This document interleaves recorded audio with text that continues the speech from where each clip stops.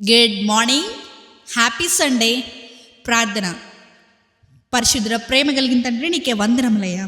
దేవా, ఇదిగో ప్రవ్వా, ఈ ఉదయకాలపు సమయంలో లేచి ఇలా ఈ మొదటి గడియ నీకు అప్పగించడానికి ఇచ్చిన ఈ భాగ్యాన్ని బట్టే నీకు కోట్లాది వేలాది వందనములు చెల్లించుకుంటున్నాం తండ్రి.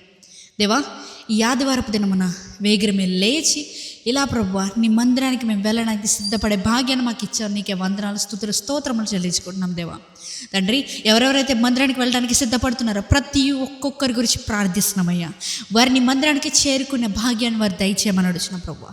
వారి రాకపోకలు ఎంత సహాయం చేయమని అడుగుతున్నాం, తోడుగా ఉండమని అడుగుతున్నామయ్యా. ఎవరెవరైతే చీకటి శక్తుల ద్వారా బంధించబడి దేవాని మందిరానికి వెళ్లకుండా ఆపుతున్న ప్రతి చీకటి శక్తిని దేవా బంధిస్తున్నామయ్యా యేసునామంలో.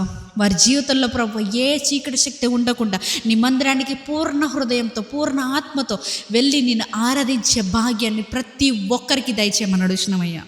దేవా, ఇదిగో అయ్యా, మా సేవకులను దీవించండి, ఆశీర్వదించండి.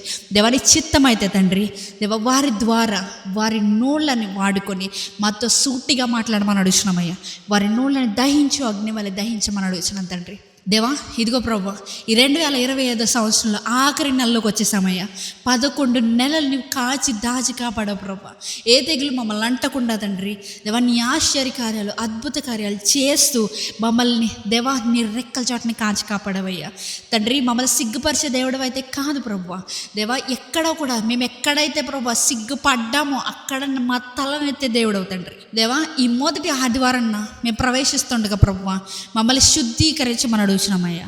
దేవా, నీ చిత్తమైతే మాలో ఉన్న మలినాల్ని, మాలో ఉన్న చెడు అలవాటుని తీసివేయమని అడుగుతున్నాం ప్రభు. తండ్రి, ఇదిగో అయ్యా, ఈ రోజంతటిని నీవే కాచి దాచి కాపాడమని నజరేయుడైన యేసుక్రీస్తు నామములో అడిగి వేడుకొంచున్నామా పరలోకపు తండ్రి. ఆమేన్.